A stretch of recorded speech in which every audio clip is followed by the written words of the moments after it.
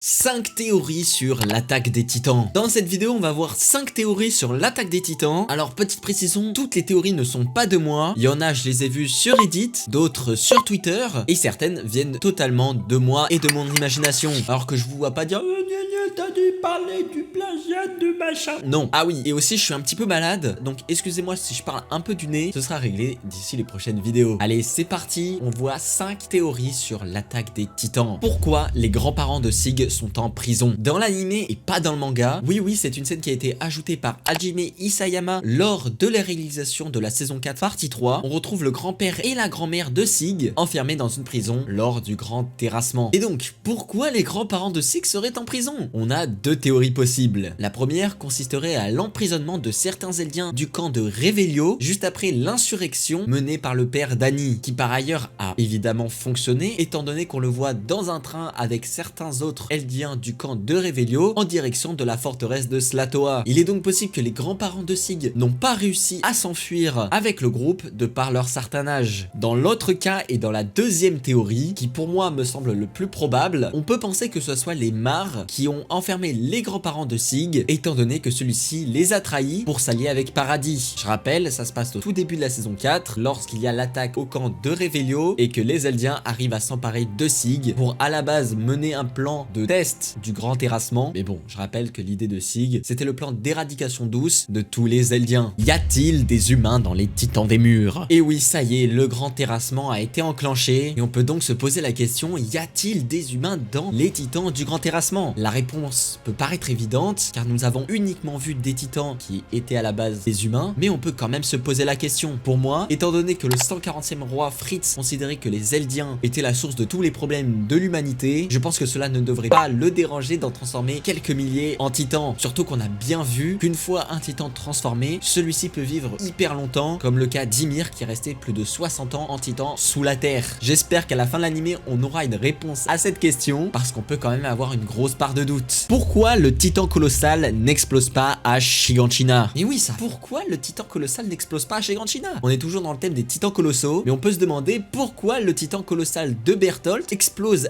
à Shiganshina à la saison 3, mais pas lors de son apparition en 845. Et voici ma théorie. Pour moi, le titan colossal a plusieurs facultés. Comme on le sait, chaque titan a sa particularité. Le titan assaillant qui voit les souvenirs de son prochain détenteur, le titan féminin qui peut attirer les autres titans avec son cri, le titan marteau qui peut générer de nombreuses armes à partir du durcissement, etc.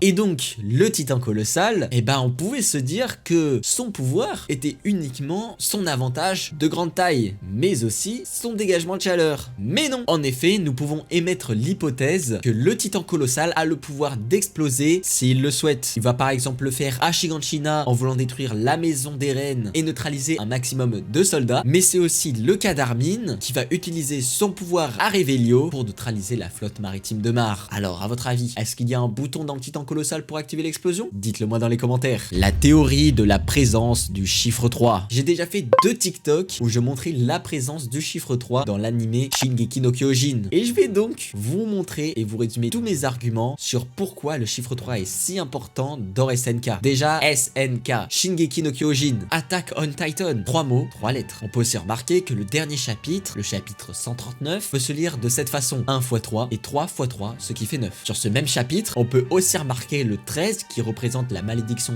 des 13 ans et le 9, le nombre de titans primordiaux. 3, c'est aussi le nombre de personnages principaux, Eren, Mikasa et Armin, mais aussi le nombre de guerriers infiltrés à Shiganshina après l'apparition du colossal, Reiner, Annie et Bertholdt. Mais attention, c'est pas tout. 3, c'est aussi le nombre de filles d'Ymir, Maria, Sina et Rose, et par conséquent, c'est aussi le nombre de murs. 3, c'est aussi le nombre de titans qu'Eren possède, le titan assaillant, le titan en marteau et le titan originel. De plus, la saison 4 de SNK a débuté en 2020 et se finira en 2023, c'est-à-dire 3 ans après le début de celle-ci. D'ailleurs, cette saison a 3 parties et le cours 1 de cette 3e partie est sorti le 3 mars 2023. On peut aussi remarquer qu'avec cette date, si l'on additionne tous les chiffres, cela donne 3 plus 3 plus 2 plus 2 plus 3. Je vais pas vous laisser calculer bien évidemment, mais ça fait 13, c'est-à-dire la durée de vie d'un titan primordial. mal. Et on peut même pousser cette théorie encore plus loin, parce qu'en effet, si l'on additionne 3 et 1, on obtient 4, c'est-à-dire le nombre de personnes ne venant pas de paradis présents dans la 104e brigade, c'est-à-dire Rainer, Annie, Bertholdt et Ymir. D'ailleurs, le chiffre 3, c'est aussi le nombre de corps d'armée, bataillon d'exploration, garnison et brigade spéciale. Voici ma petite théorie sur les chiffres de SNK. Je pense qu'on peut la pousser encore plus loin malgré qu'elle soit très poussée, et j'en avais déjà parlé sur mes réseaux. Vous en pensez quoi? Le contrôle des Ackerman. On arrive à la dernière théorie de cette vidéo. En effet, Eren affirme à Mikasa que les Ackerman ont une force cachée en eux permettant une dévotion totale à une personne en particulier. Dans le cas de Mikasa, celle-ci serait liée à Eren, ce qui expliquerait pourquoi elle l'aurait protégé lors de sa mort de ses parents et pourquoi Mikasa tient tant toujours à protéger Eren. Cette théorie peut aussi s'avérer réelle quand on remarque que Kenny Ackerman était totalement dévoué à Uli Reis, l'un des détenteurs du titan originel juste avant Frida. Et on peut aussi remarquer que Levi Ackerman a une dévotion totale à Erwin. Puis,